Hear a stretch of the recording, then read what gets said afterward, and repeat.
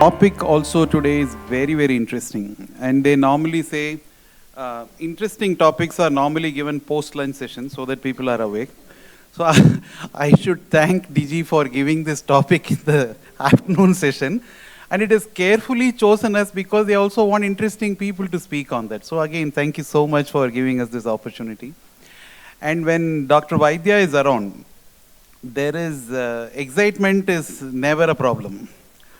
And almost always he has, for every topic, multiple, not just dimensions, but each one of them has something deeply meaningful. And many occasions, like his articles, you read once, you get one idea. Then you read it the next time, you perhaps find out something deeper, which, like Da Vinci Code, he has wanted to say, but he has said it very subtly.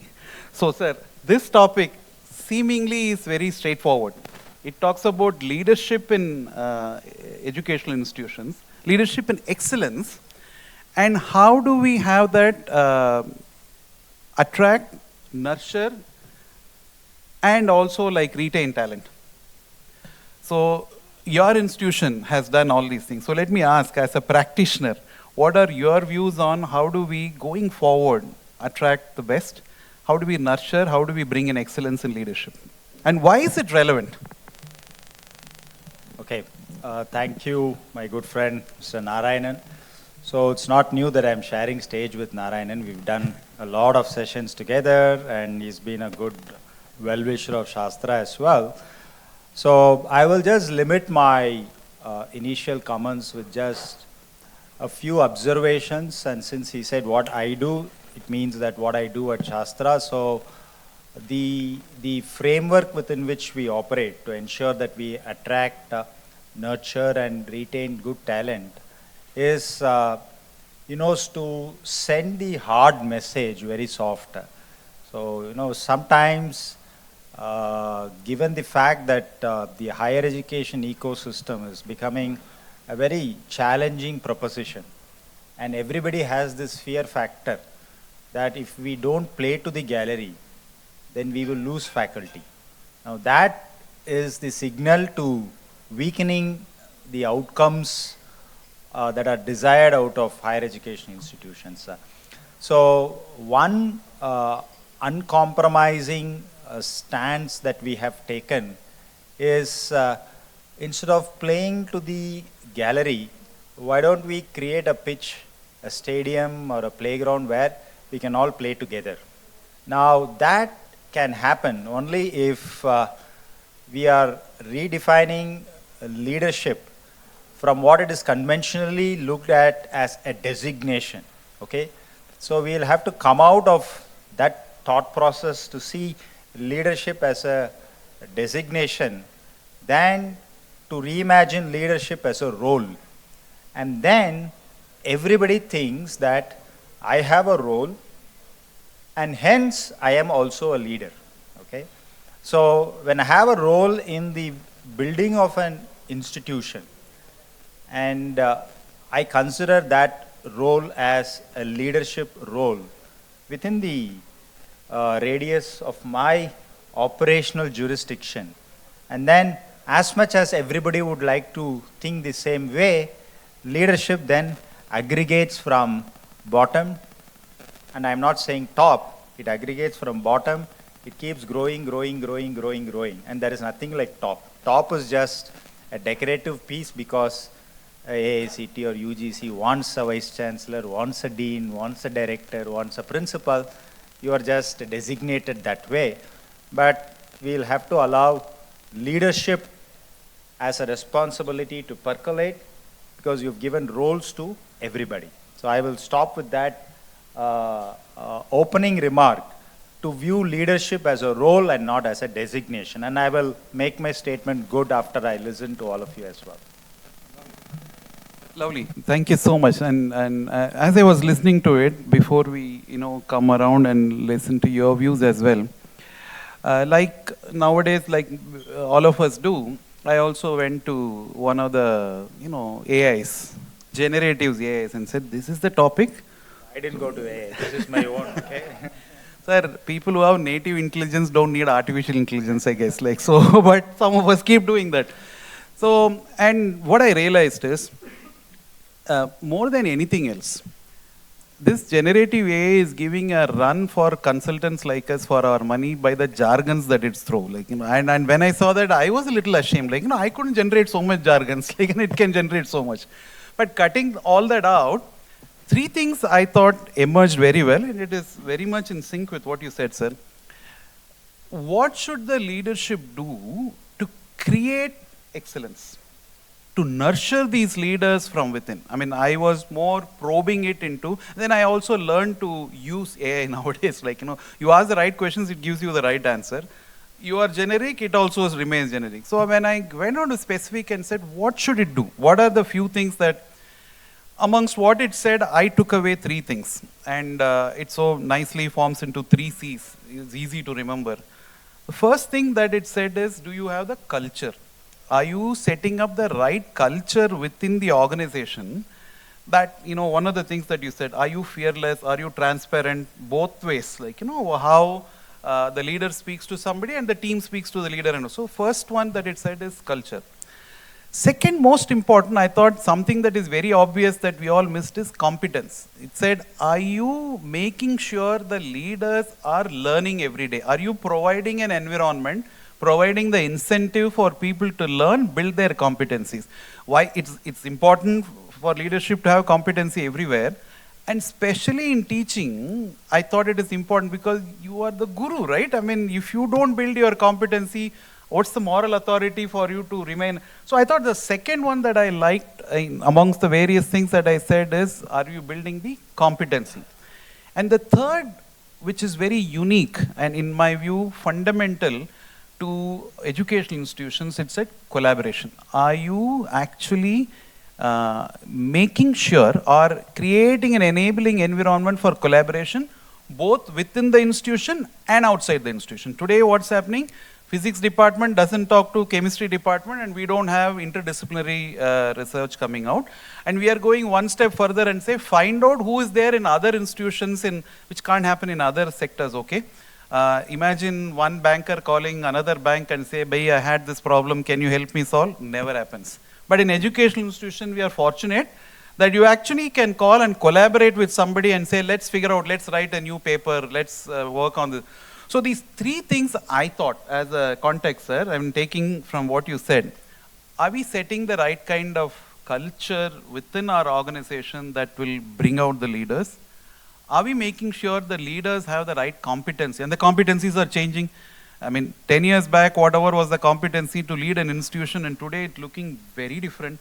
And third is, are we making sure collaborations happen? So this I thought as a part of opening, three things that stuck, and I'll give due credit to ChatGPT for giving me some of these thoughts. But this is what is emerging. So I thought maybe we can go around the table, or if there is any of you who want to share a few of our thoughts, we can keep reacting on that. If it's better to be in a little more organized, we can start from you, man. Sorry, before you start, can you reiterate? You mentioned AI, but we are talking about creating leaders in our organization. It's the topic is leadership excellence in educational institutions. Right. So that is the overarching topic, and within that, the idea is: are we attracting, nurturing, retaining talent? So, while it largely meant from within, it's not as if we should not attract from outside, but what it meant largely, and I was talking to him and others, is more within the organization, are we nurturing talent? Thank you. Yeah. So, leadership within education and that too nurturing it. So, I don't know about others, but I come from the corporate world, and the right person and wrong person in the right job kind of scenario. I think the challenges I will mention first and then the others. In the corporate world, the job descriptions and the profiles are very well defined, and so are the expectations in terms of the competencies, skills that are required. But in the education world, the behavioral skills or the leadership skills that are required are not as well defined as in the corporate world. Generally, the UGC guidelines also would talk about qualifications, not necessarily the skills and competencies part.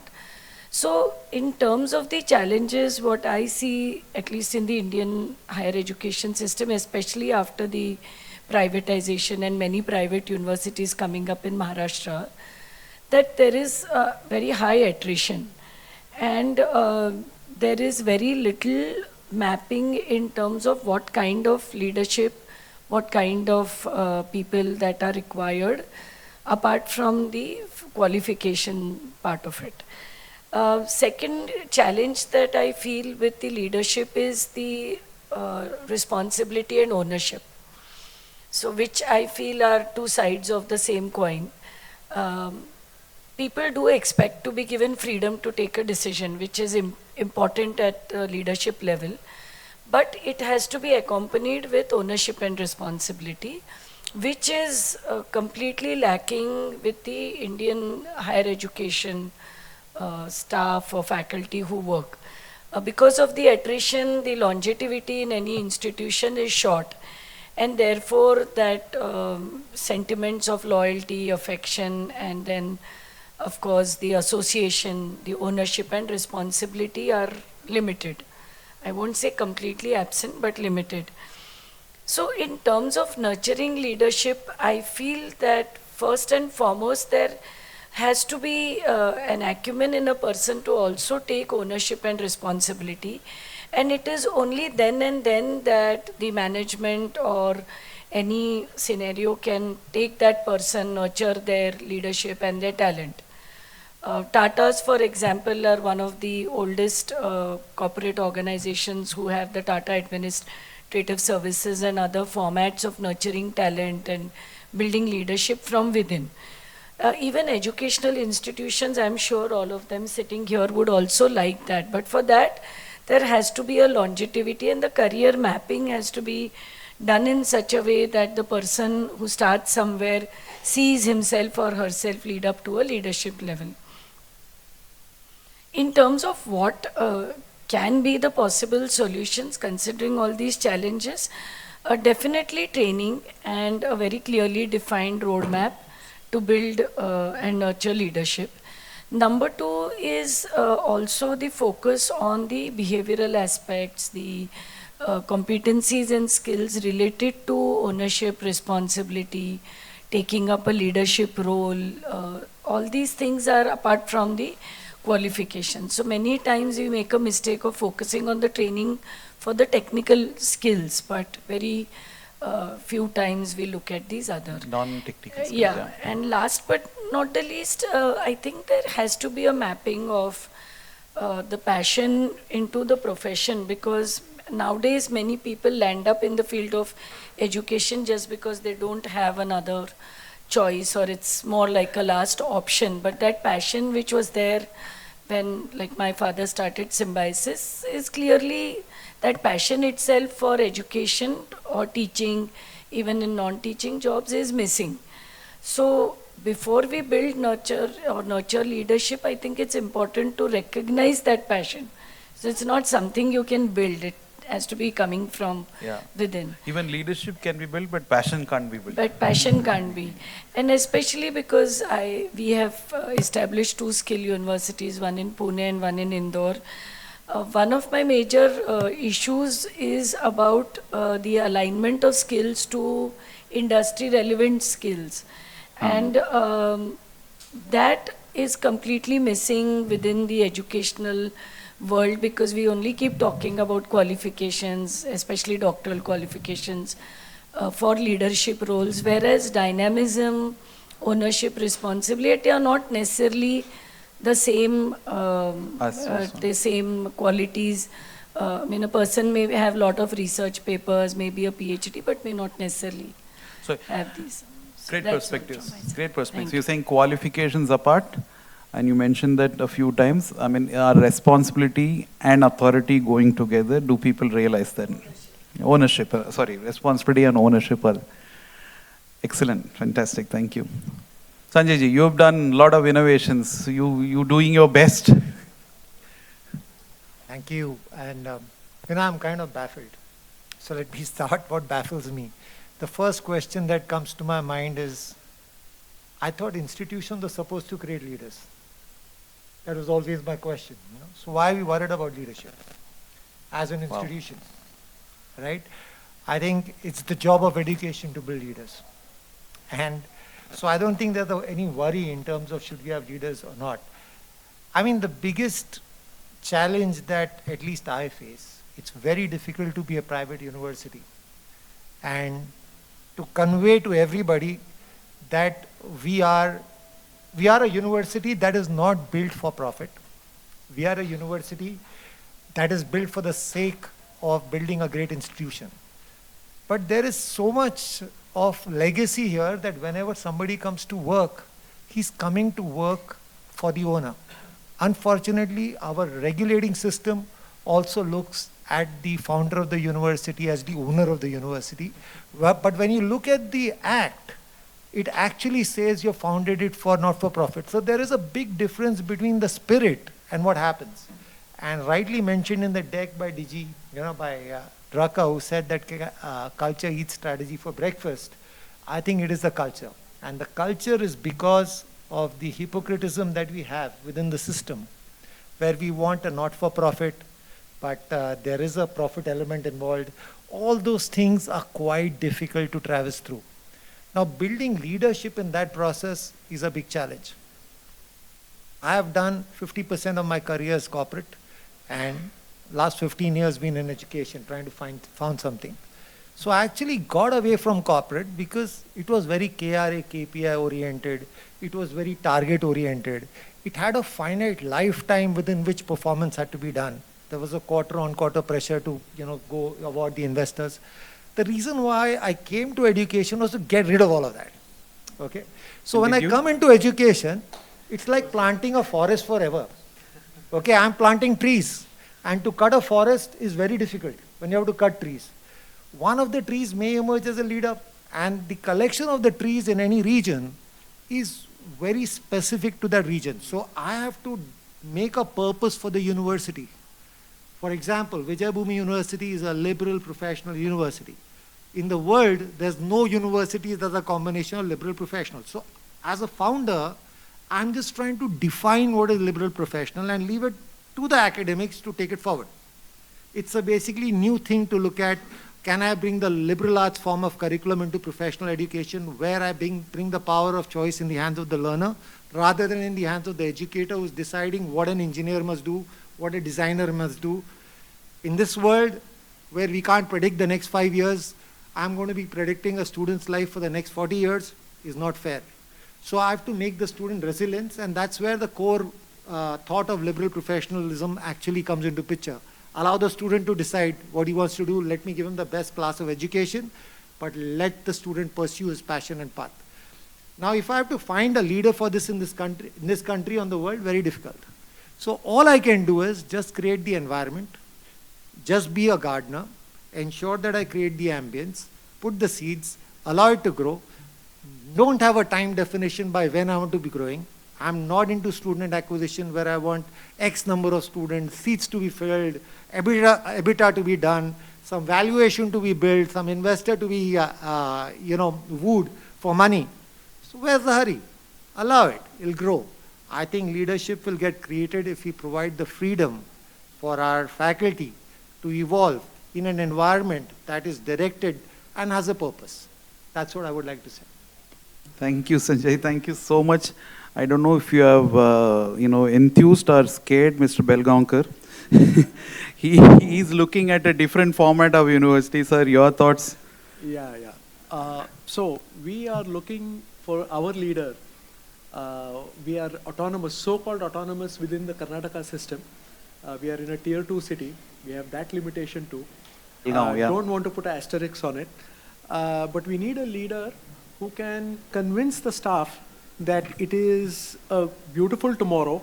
I am there with you. The systems will be there with you. We need that kind of a leader in this particular setting. Second, we need a leader who uses technology to the hilt to solve mundane problems.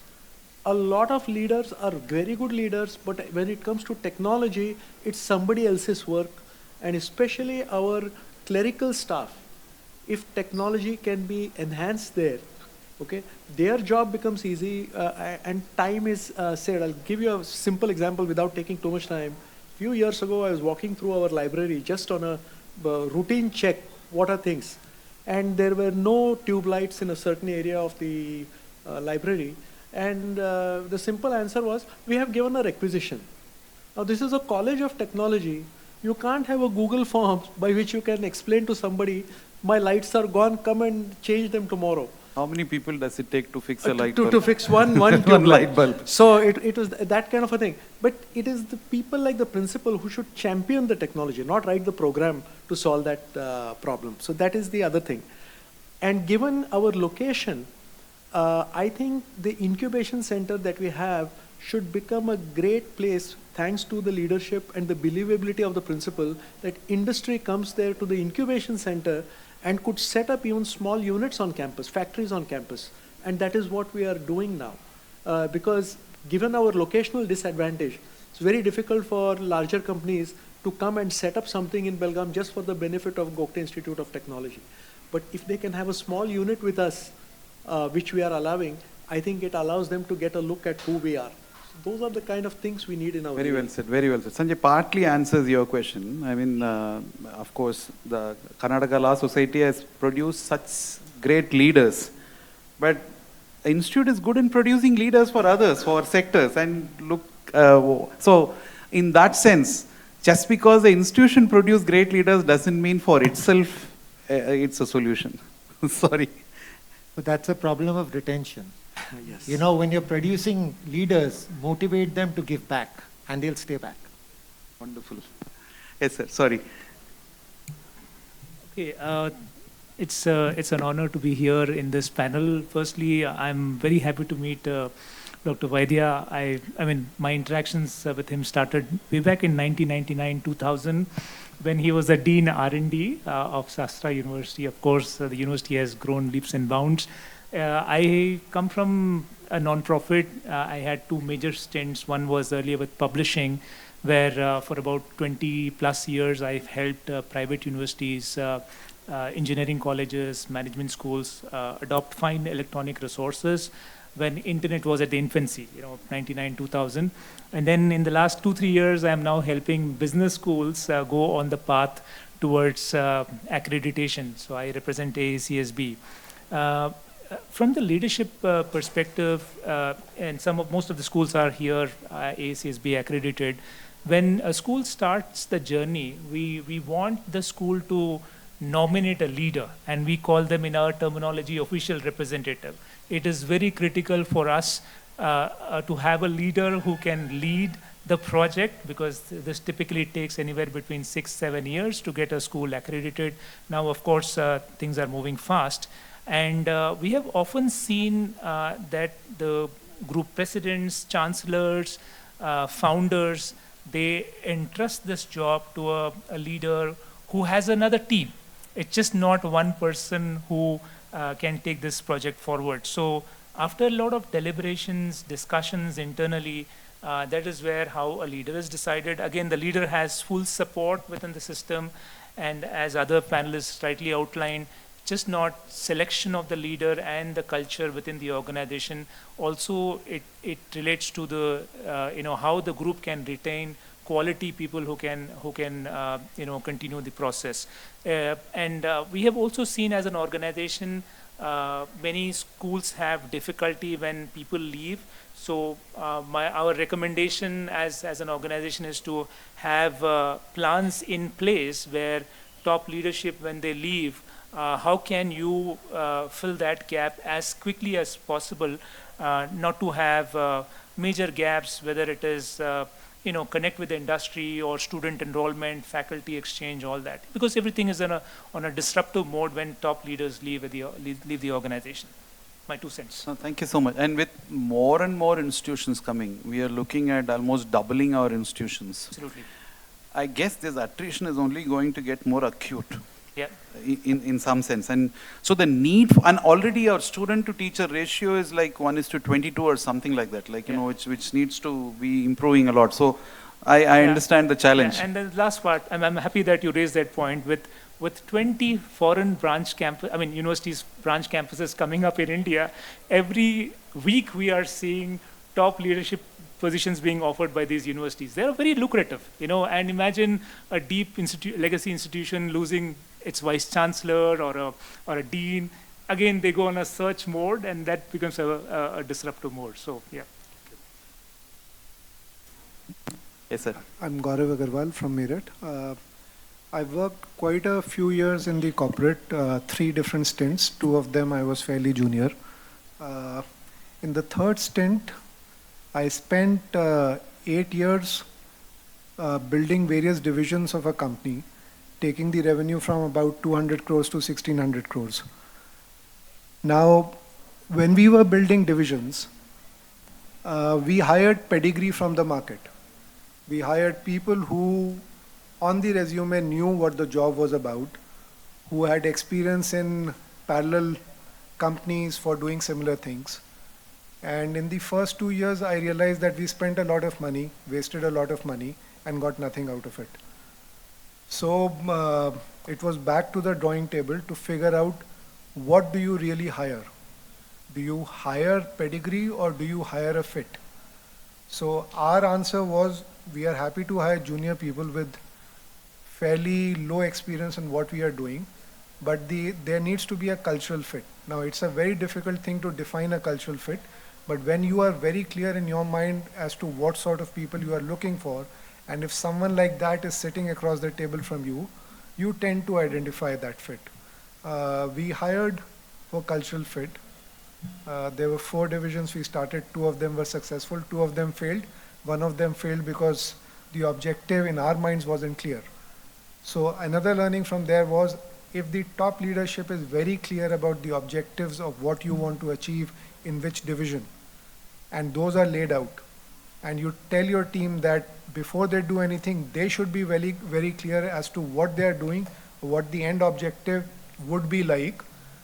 If that is given to them, and as ma'am said, you give them ownership, you give them responsibility. Let them be young people, let them be people who've never been leaders before, but let them run with it. Out of 10 people, you will find 7 leaders. And to me, I think in education, we have the liberty of letting people run with very small tasks and identifying the leaders from among them. In industry, it's difficult because it costs money. Returns are required. My board would ask me for results. But in education, at least I have that liberty of doing that. So my feeling, gut feel is, you hire for the fit, the cultural fit, the objective with which you are running your entire institution. Let it be student-first approach.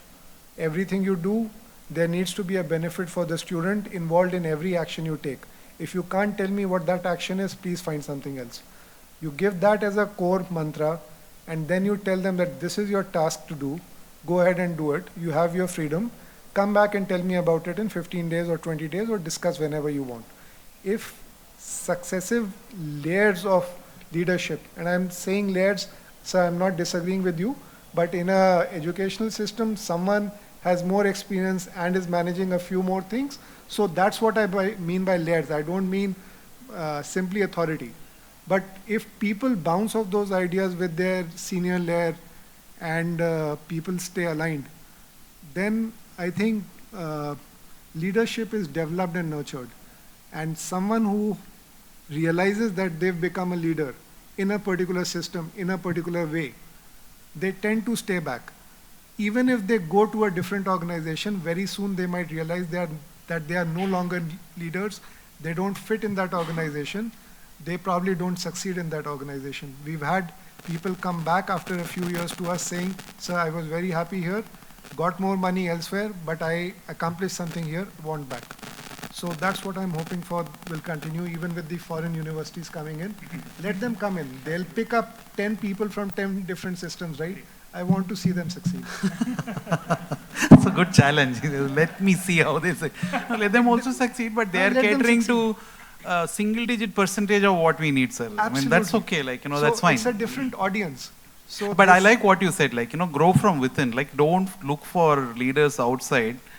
hire them for the fit in culture and then let's grow them. And Very you well do said. find senior people with that same fit. If you find them, hold them. Pay Even them better. whatever, hold them. It's rare, but you do find them. Thank you so much. Yes, sir. Hello everyone. So my name is Gurinder Singh Bara. I'm representing Raj Bara group of universities. So we are mainly established in the northern part of the country. So we have 3 universities in the northern part. So first of all, I was not supposed to be on this panel. I'm just 28. I'm in no position to advise all of you with such a great experience. But I can give a point of view of a second generation coming into a private university's business business, and how what leadership lessons that were given to me by my father in terms of how to deal with people. And that is the only way I could learn, and he has done it very well. We have more than 5,000 people working with us in the group, and our iteration rate is less than 6%, which is very, very good in terms of the. So I always learn from him 3-4 things that he taught me. And coming back to Sir's point, is exactly that is the crux, is the environment. The gardener example that you gave, just give the right environment and it will grow. And I'll give you just 3 to 4 examples of that environment. That what my father taught me was that when I joined, my first lesson when I was going to the university with him in his car was, I was like, tell me what should I look at, and what departments I have to look after, and what should I do when I go. So he's a very simple man and he gives very simple examples. First lesson was, he was like, एक दुकानदार को दुकानदारी ग्राहक सिखाता है. There's nothing I can teach you. You should go meet people, meet the students. They will tell you their problems and they will tell you what you should do. Second lesson was, he's like, wherever I am in my life is because of these people who are working for me. So make sure you come in as a student, not as an owner. If you come in as a student, they will share their 30-40 years of experience with you and give it to you. And if you come in in the business as an owner, they will only do work for you. So that was my first lesson. Second lesson was, I remember I used to look after marketing department admissions. We used to have very big targets. So we usually do 15,000 admissions every year. So in the group. So he always used to tell me, yaar, itna target mat liya karo. You should have a target where people, when they go home, they leave their work at home. They should not take their work to home. And there are many such lessons that he has given me. Second, we are not allowed to get involved. We are allowed to get involved in the meetings, but we are not allowed to lead academic meetings. He always teaches us that this is not a factory that you have joined. These departments should be led by professional people, not by owners. So there are many such lessons, I think, which results in less than 6% of attrition. Right? So like, I just want to reiterate on what Sir said. Environment, giving the right environment to the leadership, to the team, where they feel like coming to work is the most important thing. Rest, the magic, they will do it themselves. That's it. Thank you. Thank you so much. Thanks. So culture overarchingly comes out as something that is very important. And I'm sure we are almost halfway, a little over halfway. And will we switch on to the other side of the table? They'll all be prepared to speak more about that, but Dr. Vaidya has other intentions. What I suggested was, by the time all of them make their opening remarks, the organizers will say, pack up, come down, the governor is on his way. So I thought we'll just flip the discussion so that the second half, this side, I see more of you as experienced academics, administrators of institutions. So I will just add one more to what Nana started off with: culture, collaboration and capability and competence. To make it more personalized from your experience. And I just go back to S.L. Rao's, famous theory on leadership. Now, where he says when you take the leadership as a role, you take a decision what it is going to be. Okay. So from what he said, I'm just trying to fit it into what S.L. Rao said. So culture, whether you're going to take this leadership role as a role entering versus role centering. Okay. Role entering versus role centering. If it is role centering, it is all about you. Everything has to revolve around you. If it is role entering, you just come there, but I want to work listening to others. Then competence, role making versus role taking. Okay, you just adopt, inherit a leadership role that is already defined. Then you just take the leadership role, or you want to redefine and make it role making. Okay, so where you actually leadership making personalities.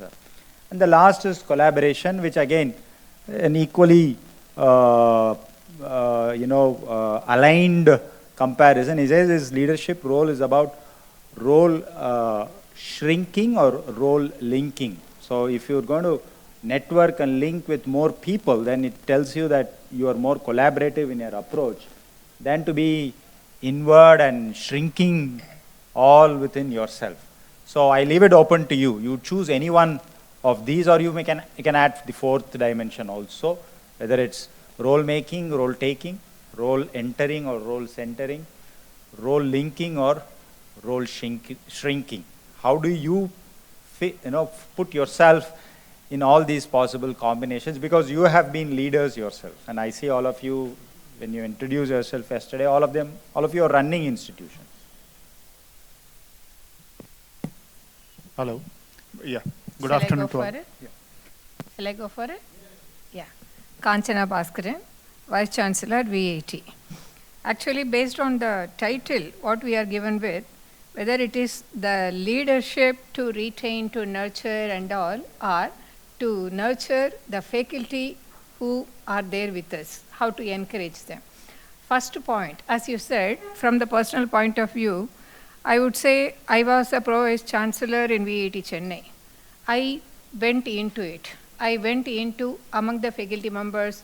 I did well, and management recognized that, and they wanted me to be the Vice-Chancellor. So this is a sort of oneness, what we create, how we perform in the institute, what we do for the university, and how well we are aligned with the directions of the university. That recognition should be there in any institution. Then the leaders will not leave. I was about to really retire, but I didn't feel like retiring because this is given as a responsibility. Now I get even more bigger. So that is a sort of a freedom what we give to them, how we recognize them. This is with respect to the leaders.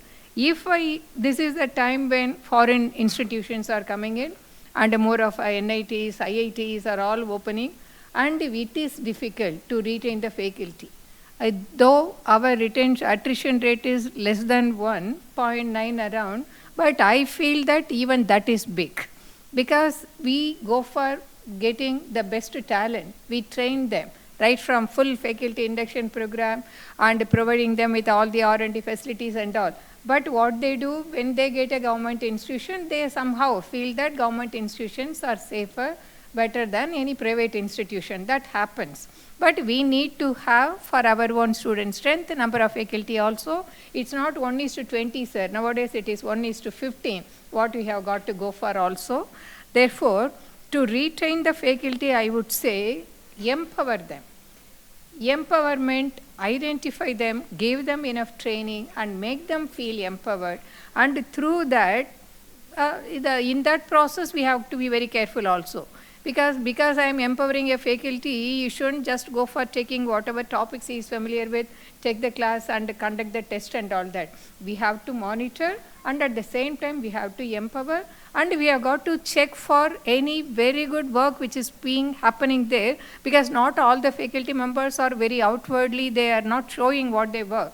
So we have got to identify talent. And we have got to give them supplements, we have got to give them enough facilities. For example, because you said personally, last week I was going on rounds, I went into one faculty's cabin, and they were doing research in a very small place, and that was using quantum networking. I saw that. Immediately I got them, and we gave them additional budget.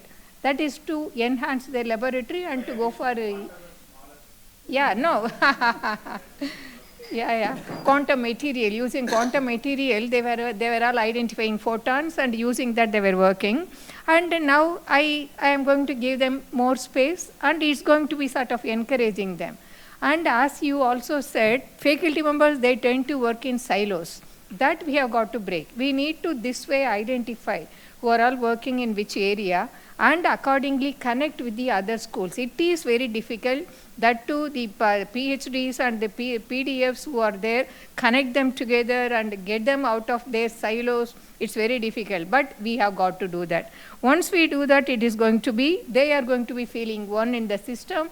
So you have addressed this networking part, and then also the providing them what they need. Yeah, and then and your personal them. This thing, just one personal example from Pro-Chancellor to Vice-Chancellor. Yes. So how have you embraced the leadership position from a personal point of view? Yeah. How have you embraced it? Actually, I was Pro-Vice-Chancellor for one campus, Correct. for the off-campus. Now and you are the when Vice-Chancellor. I was given with Vice-Chancellor, both the campuses I have got to Correct. Now you are a group Vice-Chancellor. Yeah. I have two Pro-Vice-Chancellors who are working under me, and they would take care of this, and I work about them.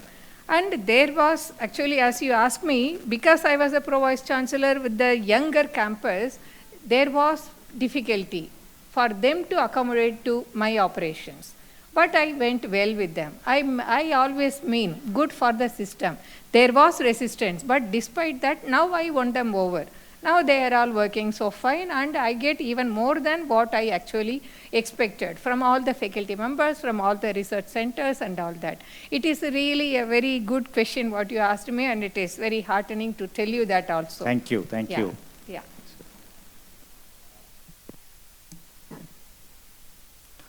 I think, somewhere I feel mostly the leaders, they're attached to the institution too much, and they don't let go and give freedom to anybody.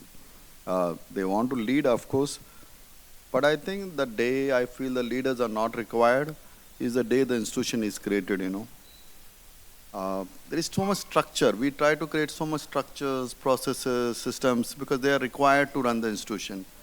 But at the same time, they create so much rigidity. We work in the education world where the students are the key focus, and they need transformation. They need to learn. And the problem is students find the teachers very boring. And they can't sit in a class for a long time. Of course, we want to teach skills. We want to teach them so many things because the jobs are required. But the big challenge is to how to connect with the students and how to engage them. But is that a leadership challenge or an operational issue? No, the thing is, until unless people feel there is a need to connect with the students and there is a need to engage them. But who drives that feeling? It drives from the top to the bottom and bottom to the top. It's the person who cleans the room, the person who's doing even the smallest thing, So it should come from the bottom to the top. Of course, you know the janitor example, right? The American president asked, "What are you doing?" I am sending our fellows to the moon. So somewhere, I feel the day, when I'm not required, I'll be the most happiest person, And that, I think, is the day when people start taking ownership because, like, Swati madam was talking about ownership. The biggest problem today is the ownership. And we are so much into things, so much into things to do, the tasks to be performed. Like what Sanjay sir was talking about being a gardener means creating a garden itself it's a big task. But the day if it becomes a jungle, jungle doesn't require any gardener, And that will be beautiful. But the challenge is we are still learning, we are still growing, and I think everybody is going through a lot of experiments. The challenge is, of course, the environment, of course, which everybody is trying to control. Of course, it's not so easy in India. But the fact I think everybody is doing, and I think if we can spend more time with each other, I think that will be a great learning experience, because all of us are struggling in certain way, but all of us are growing also in certain way. That learning and, you know, sitting together will be something which will be nice. Thank you. Good evening. See, basically, we had to face issues of being a legacy institution. That is, we are partly aided, as it's a 50-year-old organization, partly aided and partly self-financed. So that created a lot of issues that with people will understand, those who have been in this, education for more than 30 years. But anyway, we changed this change of systems. We decided, let's get a culturally fit leader. First thing we did to avoid that business of legacy and this thing is, we removed the business of, what do you call it, seniority. That seniority concept was removed. And you must understand the seniority concept. Yeah, but how did you replace it? Once you remove something, you'll have to replace it with another. No, what we did initially is, we said everybody will be a head of department by rotation. Okay, so that's first way we did it.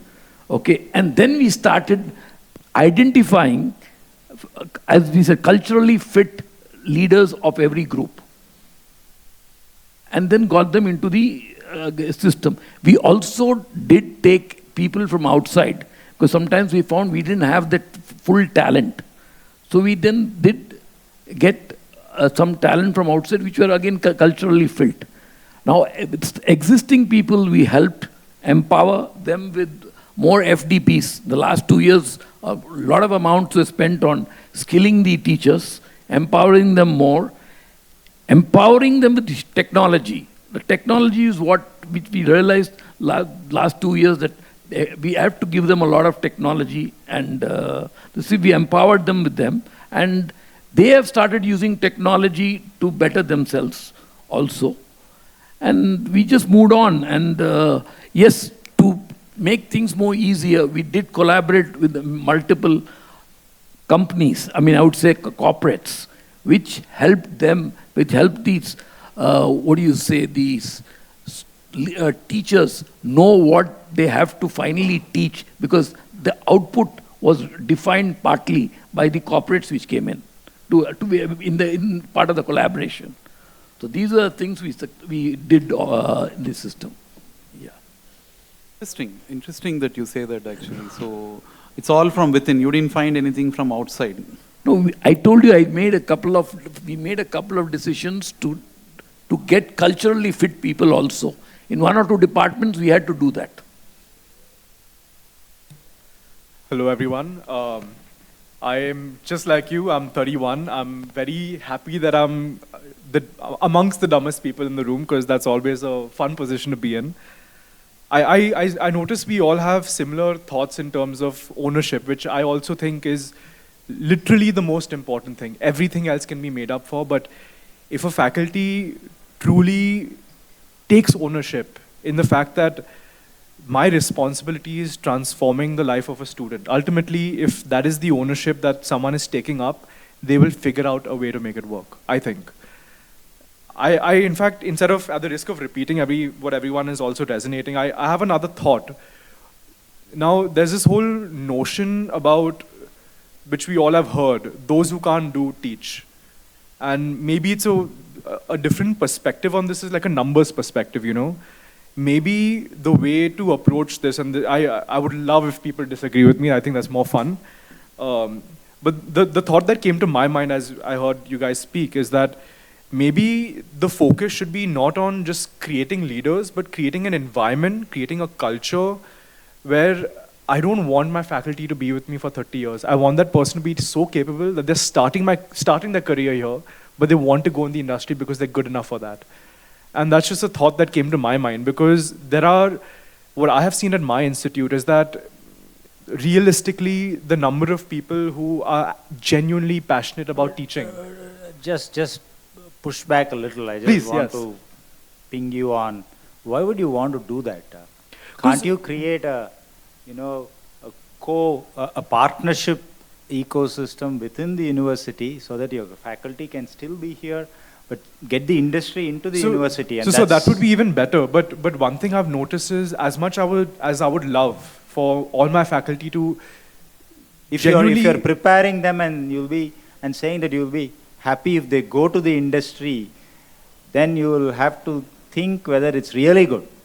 No, the thought that came to my mind is if I have a system where there are always people coming in, becoming leaders. But the cost of retraining, starting from scratch, so I completely agree with you. Very I high. completely agree with you. But what I've noticed is after a point, when it comes down to the realistic numbers and statistics and probabilities, unfortunately in other institutes as well as mine, and this might not apply to the very top tier of institutes, but I find that there is a difference in terms of what you would want in terms of passion and ownership for the love of education and teaching versus competency and what is actually delivered to the student.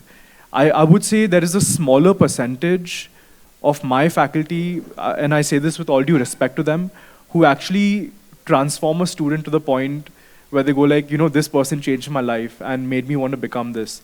And I see students resonating that more with visiting faculty, people who work in the industry, come to the classroom, share their experiences. And I do see this difference, this dichotomy between... But as a true leader, what will you do? You want your faculty to elevate to that level or replace them with visiting faculty? My thought was, if I can create an environment where I'm not dependent on the people that I have, it's just that the environment is such, the culture is such that people become that leader naturally by virtue of the environment, rather than me trying to get leaders in the first place. I want to treat my faculty as the students as well. I want it to be an environment of growth. Your campus will be fertile for growth, organic leadership inside. I mean, that's just a theory. What actually works in reality is that's what reality cares. But reality doesn't care what my opinion is. But don't compromise or don't accept reality. See, that's why you will have to challenge it, and that's how institutions are built. Right. But those are my 2 cents. Don't accept status quo. You need to accept reality. Yeah. No, status quo, no. But what I meant is reality decides if it wants to work or not. You have to try your best. Challenge it. Challenge it always. Yeah. Sir, I just have some observation. I currently run a university as well as run a business. So when someone joined by business organizations as a sales officer, where it is a clear mapping, he's joining as a sales officer, then is assistant manager sales, GM sales, this head, that head. There's a very clear pathway to his growth.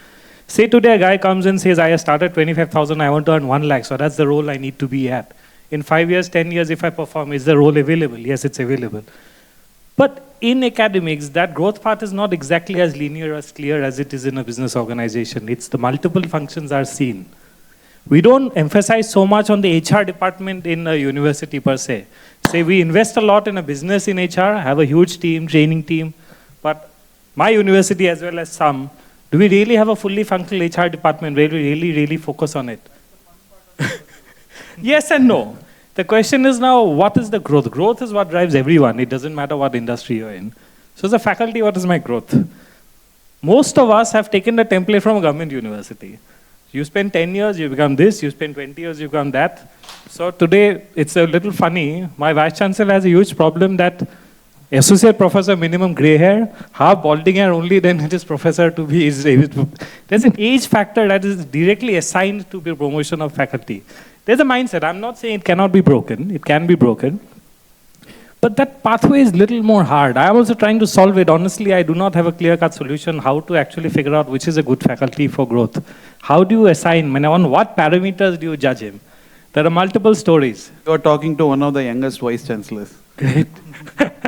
No, I understand. I'm not saying it cannot be broken, but that mindset, I find it very strong with all academic leaders. And most of my leaders especially have had some huge stint in a government backing university. So these are the challenges, but I think... No offenses meant. Yeah, sure, sir. I've seen all progressive private institutions, those who have carefully decided to have leadership positions that suit their culture, all those True. that Nana said, and nothing wrong if they are inbred talent. than to have somebody who just shares their resume and it's a second innings for them. Then you're stuck there. You need somebody, just because somebody is from so-and-so X institution, they were big shots there, bringing them here for their second or third innings, I have found that to, backfire on the institutional's growth trajectory. So we do not. It's worth taking risks with. We are relatively new. We don't have that bench strength right now. Another 10 years, we'll have people eligible. We are relatively new. We do not have the number.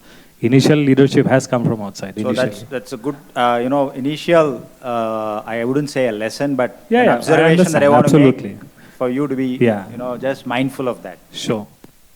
So basic observation that we need to invest more and have more clear-cut understanding how to define the growth path of faculties. Somebody might be good in research, somebody might be good in people skills, somebody might be good with students. We have to observe the right people and take them further. It might happen, they might not be able to deliver. But just because of that fear, I think we should not stop. And what we have done in our organization is, we have had all our leaders developed within our organization. When we were in engineering, we then transformed into, now we have a private university also, again the first in Maharashtra to be started in a rural Maharashtra. So what we have done is, we always float an option, Google Forms, and we ask the faculty members across. There is no condition that you have to be a PhD holder or a non-PhD holder or have certain experience. We say apply. And the moment when we get applications, that's when we understand there are so many people whom we did not identify. And that's when we make sure that these people are taken further. And if we are able to give them the growth path, I think they can make sure that the organization reaches to the next level. Our Vice-Chancellor, he joined us in the year 1988 as a lecturer. Then he became a chief warden.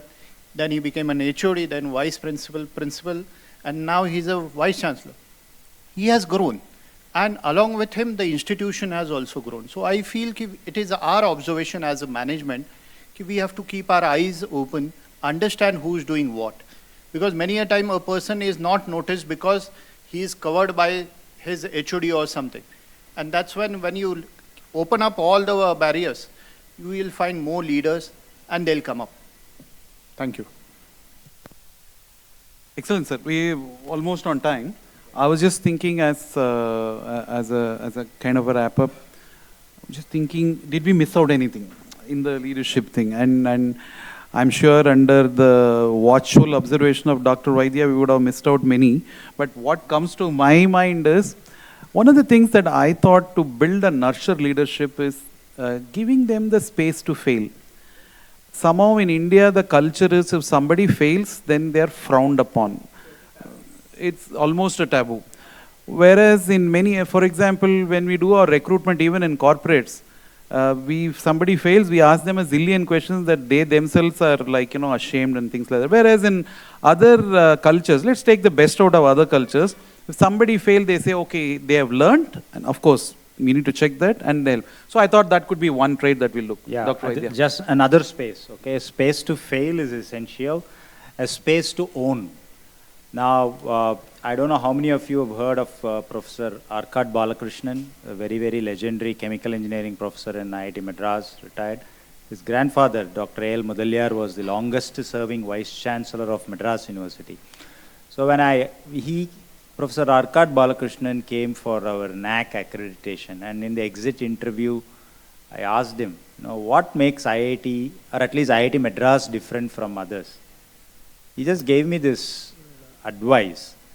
He said, in IIT Madras, we ensure that every faculty feels that this is my institution. I own the institution. And unless faculties of higher education institutions develop that sense of feeling that it is my own institution, then who else other than the faculty themselves can grow the institution? I understand owner-led institutions are there, but then that is insufficient. But as much as we will be able to give some space for faculty members to own a part of the university's asset, whether it is tangible or intangible, that's left to the leadership. But some space to own for every faculty, non-teaching also staff, then I see potential for universities to actually have inherent growth built within the institution than to have searching it outside. Can you, sir? sorry. So can you just, very interesting thought, can you just give a few examples when you say give them some space to own? Yeah, see, when you give them a space to take risk and fail, and when you find out the reason for failure, one quick acid test is if they own for their failures, then they understand that, we will understand that they are actually leadership material. So owning a failure is also a leadership quality. Now, that's from the example that he gave. But I have seen my own faculty. Let's say you run a small laboratory, microprocessor laboratory. I have seen faculty, when the MUPI kits arrive, they don't wait for lab attendant or technician and all to go and get it. They will run and with all excitement as if it is a newborn baby, they will carry the kit, come to the lab, make sure it is working, and then get that eureka feeling, because they think it is my lab and I own this lab. That little sense of ownership across different types of assets in the university is essential to nurture leadership and retain them as potential leaders as you move forward. But isn't that like something, isn't that very individual? No, the culture is to give them opportunity to own. Whether they own or not, I have no control. That's why not everybody can become a leader. So I think Dr. Vaidya is talking about space to own. If they don't own, bad luck. I mean, maybe that's not what it is meant. And thank you so much. This has been very, very exciting. Can I just come in? And I would like to leave everybody with one thought. Okay. So there are some great institutions that have been born recently in the country. And I don't know how many of you can even name the leaders who built it. Okay.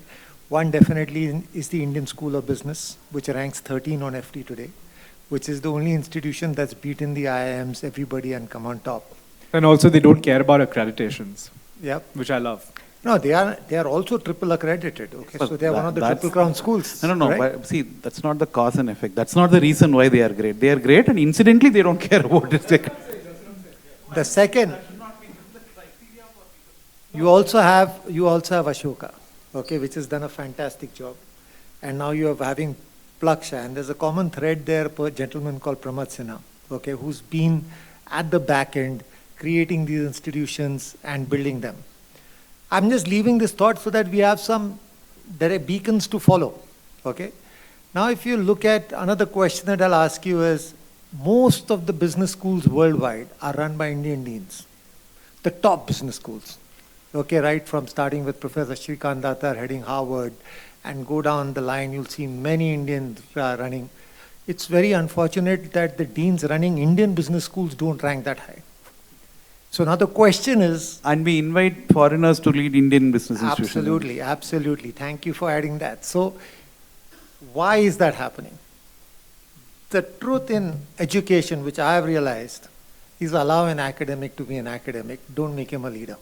He adorns leadership through academics. And it comes through seniority. How many doctors build hospitals? Ask yourself that question.